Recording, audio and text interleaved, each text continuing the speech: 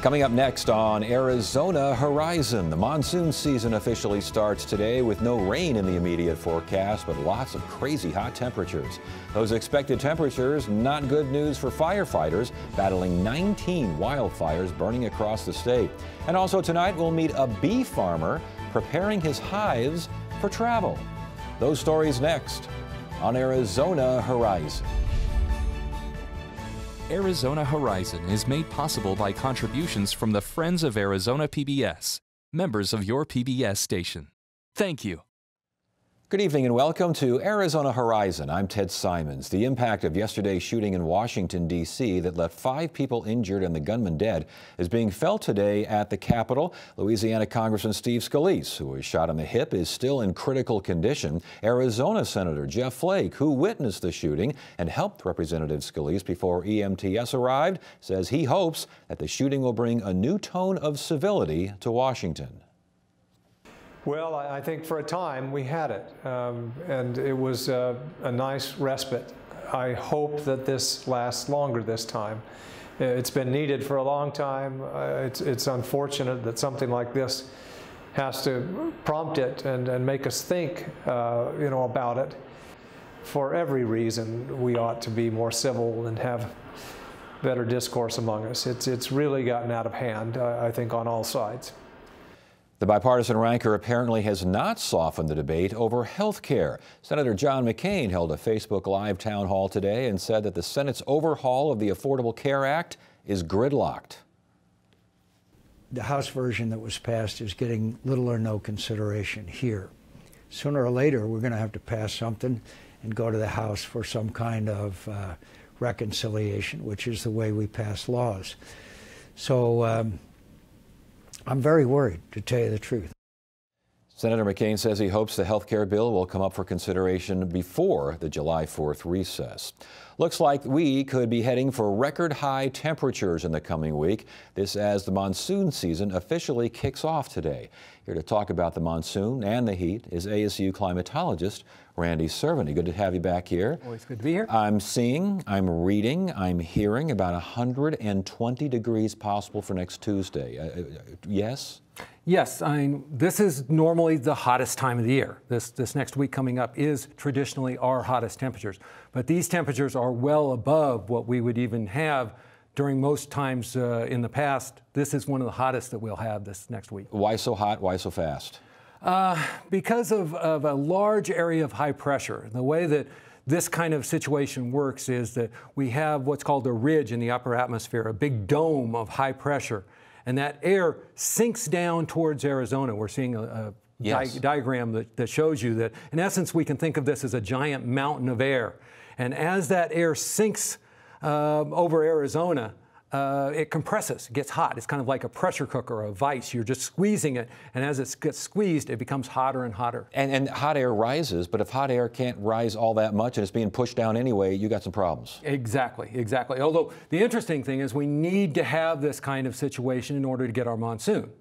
Because by having this big sinking air of hot air over the state, that starts to heat up the state so that it starts to change the wind pattern and have moisture come up from the Pacific Ocean and the Gulf of California. I was going to say, we've talked about this before, and here again is another look at this huge air mountain over Arizona that we're going to have, and that's just us. But yes. That's us all over there. It's a big bullseye right over top of us. But you have to have this to have the monsoon.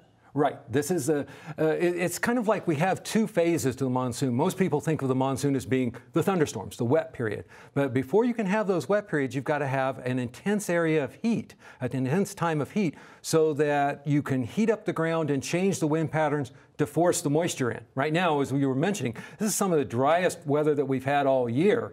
But as we get this heating, it'll start to pull moisture up from California, Gulf of California, and from the Pacific Ocean. So, and it literally pulls it up. I mean, it literally draws that moisture up here. Right. And we have kind of two phases or two parts to that. We have the low-level part, which is due to the surface heating, we also then have this giant ridge shift a little bit more over towards Texas, and it starts to even pull moisture from the Gulf of Mexico over Mexico and into Arizona. Okay, so the monsoon officially starts today. We know we aren't going to get any rain here for the next few days. When do the rains usually start? July? When? July 7th is traditionally our start of, we used to classify monsoon as to when the moisture got here. Yes. And if we look at those kind of ways of classifying the monsoon, July 7th is normally our start date. What part of the state gets these storms the first? Well, the first indication that we have that our monsoon storms will be coming is you look actually south of Arizona. You look down in Mexico and you'll start to see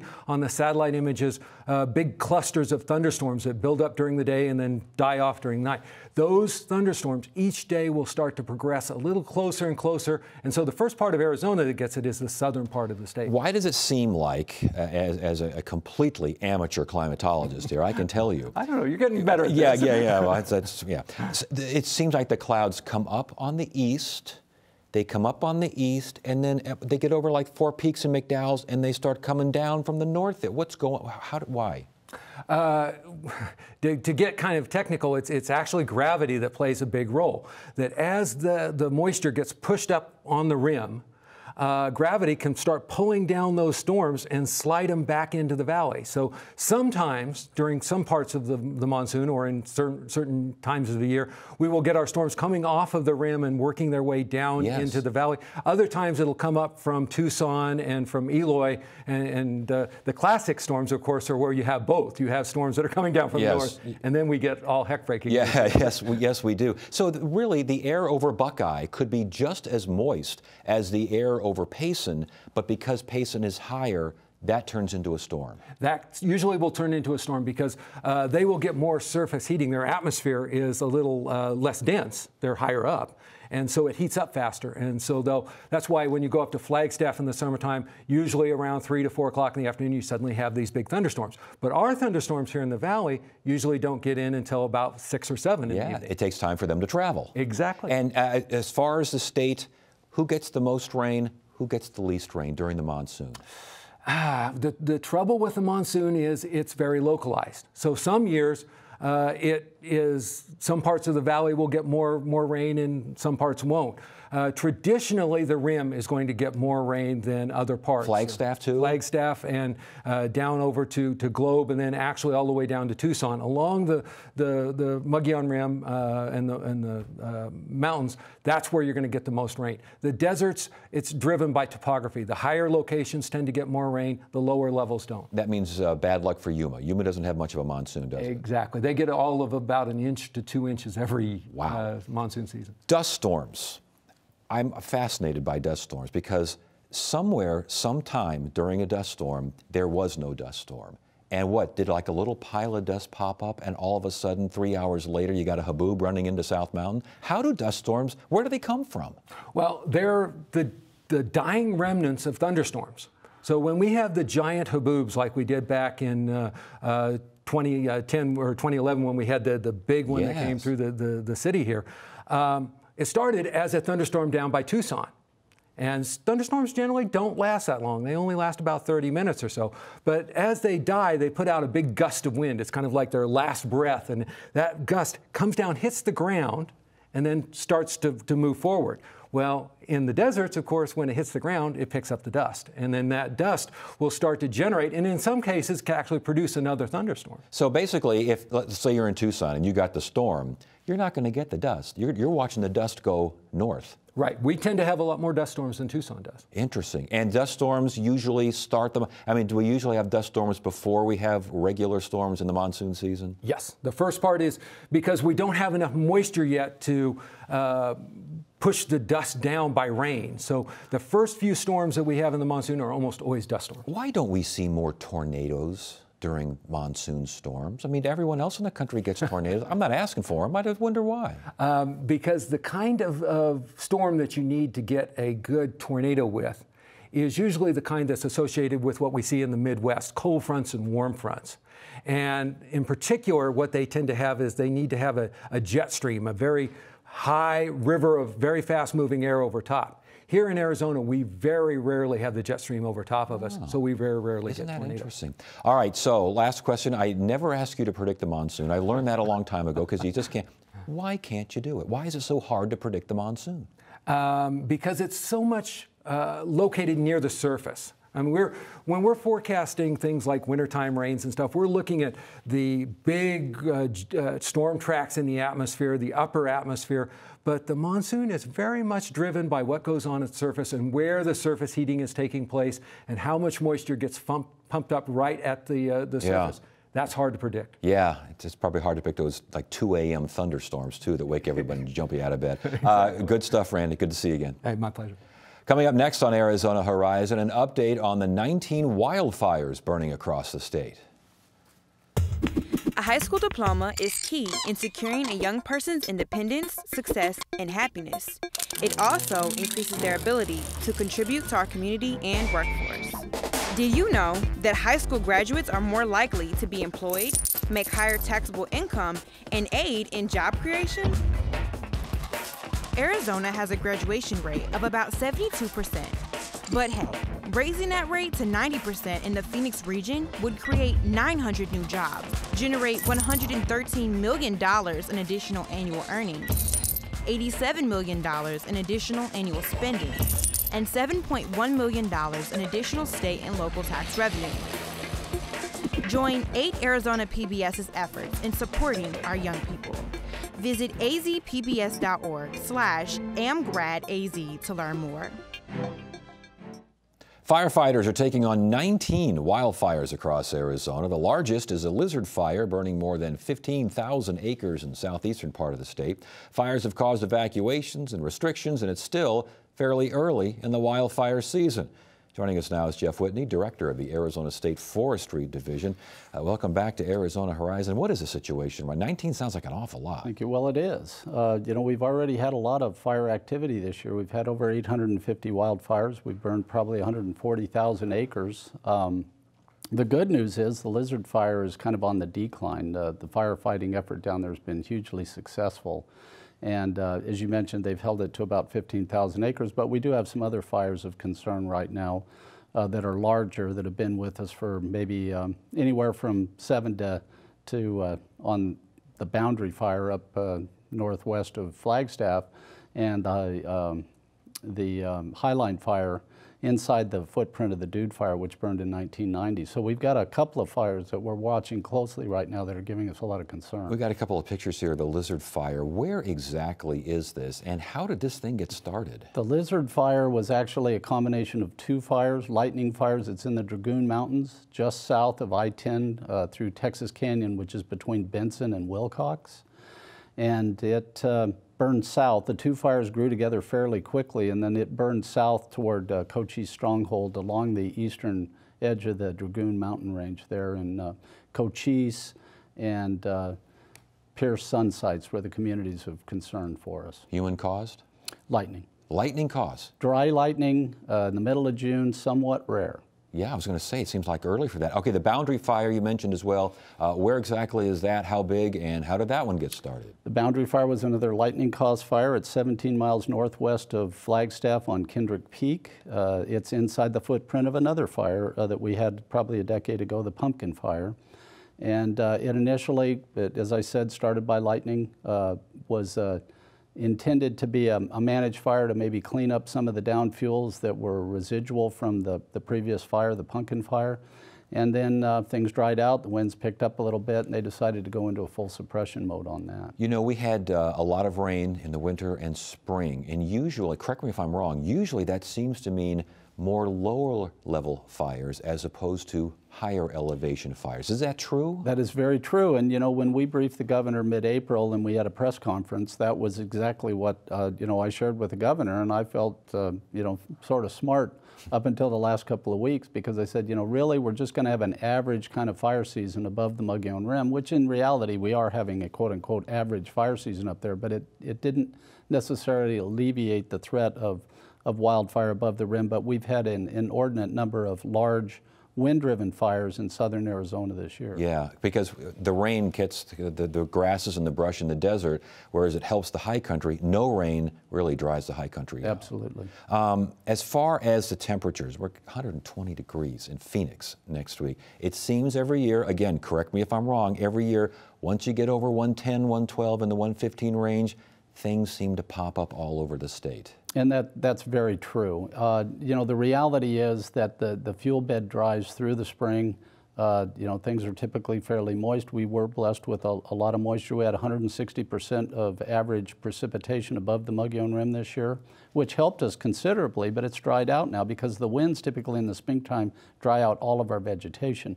And so over time through the spring, fuels continue to dry, and then we get to this point in our fire season, and then you get these increased temperatures, and it really exacerbates things, primarily because you're really reducing the relative humidity. Yes, and once the monsoon starts, which is a saving grace for the most part, but it starts with all that dry lightning, doesn't it? Unfortunately, it's true.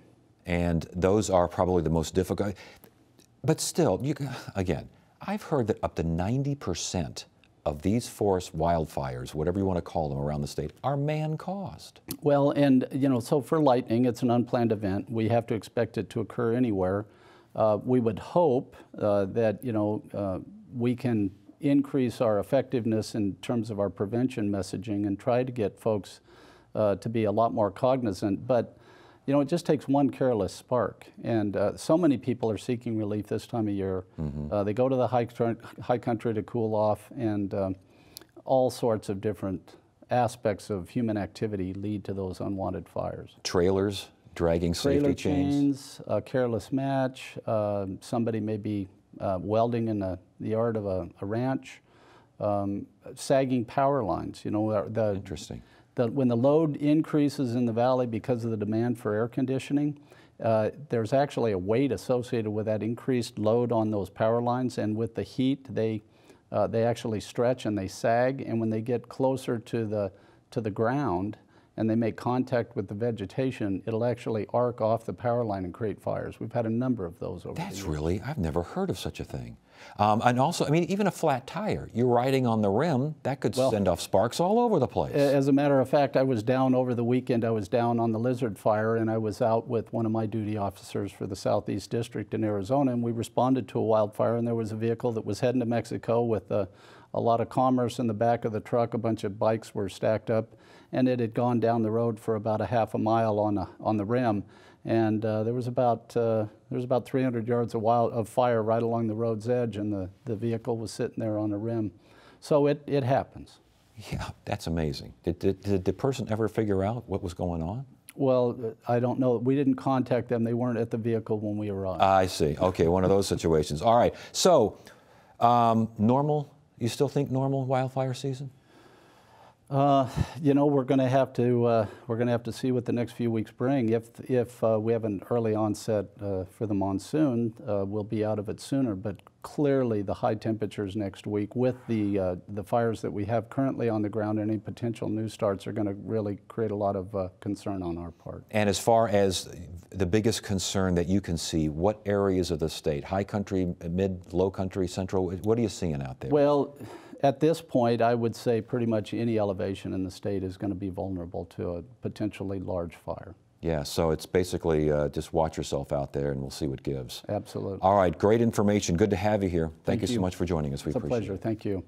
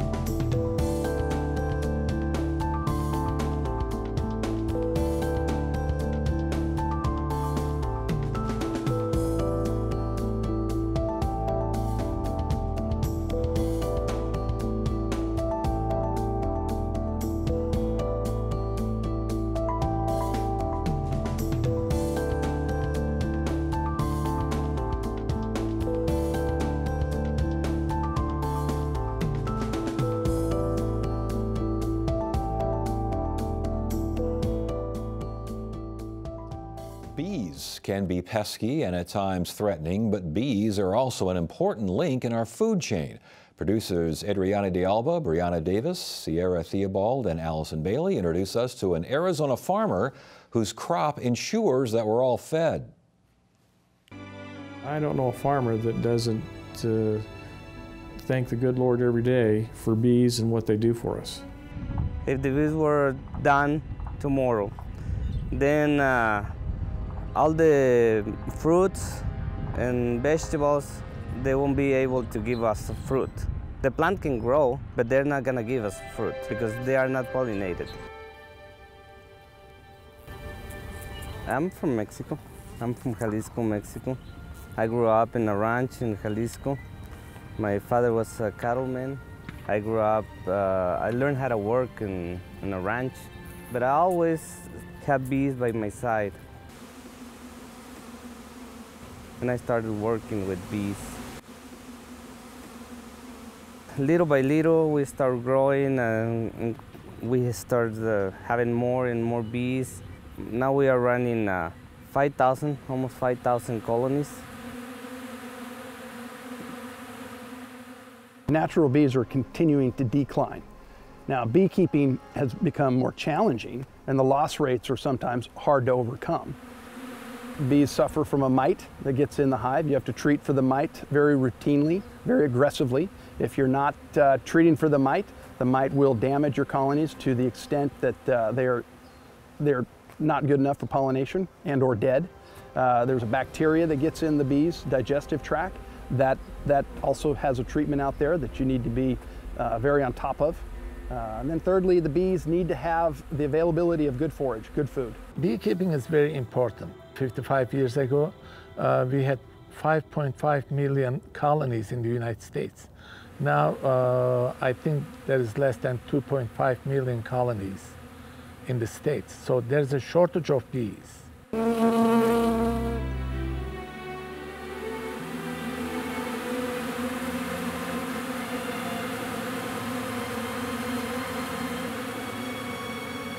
California has about 1 million acre almond plantations. All the beekeepers, commercial beekeepers, take their hives to California in February and March for the pollination of almonds.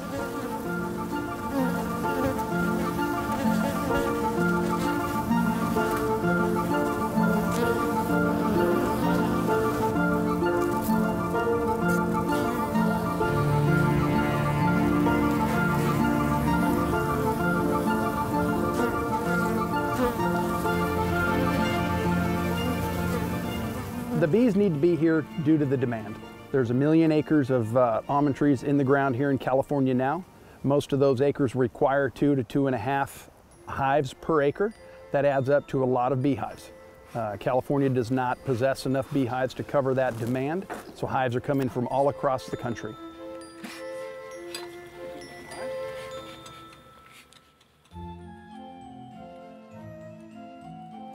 These bees belong to Vicente Gonzalez. This almond variety requires cross-pollination, so the bees are here to transfer pollen from one variety of tree to the other variety of tree in order to make an almond. The bee's climbing inside the flower here to get down in there and get nectar out, and as it's getting that nectar out, it's getting this pollen all over its body. And then as it flies from tree to tree, it disperses that pollen to the other varieties. Nosotros las alimentamos, las dejamos, las curamos, tratamos de que estén bien para cuando ellas vengan aquí y tengan este paraíso de flores, pues lo aprovechen y hagan lo que tienen que hacer, producir comida para nosotros.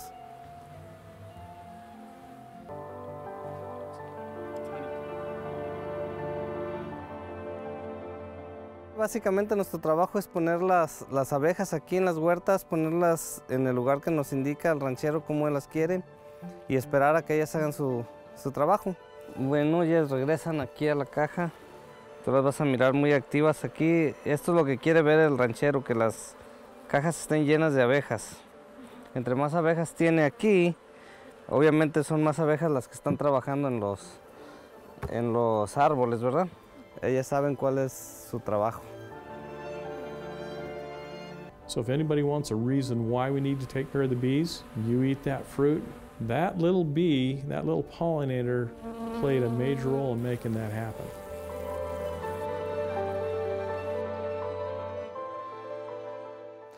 Coming up Friday on Arizona Horizon, it's the Journalists Roundtable. A Republican challenger to Senator Jeff Flake uses this week's softball practice as a campaign ad, and this week's shooting incident renews calls for civility in politics. Those stories and more on the Journalists Roundtable. A reminder, if you'd like to watch tonight's program again, see any recent edition of Arizona Horizon, or see what we have in store for the future, check us out on the web, azpbs.org/horizon. That's azpbs.org/horizon.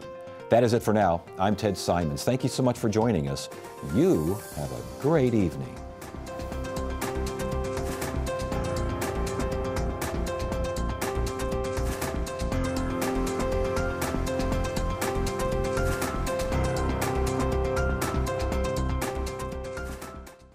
Arizona Horizon is made possible by contributions from the Friends of Arizona PBS, members of your PBS station. Thank you.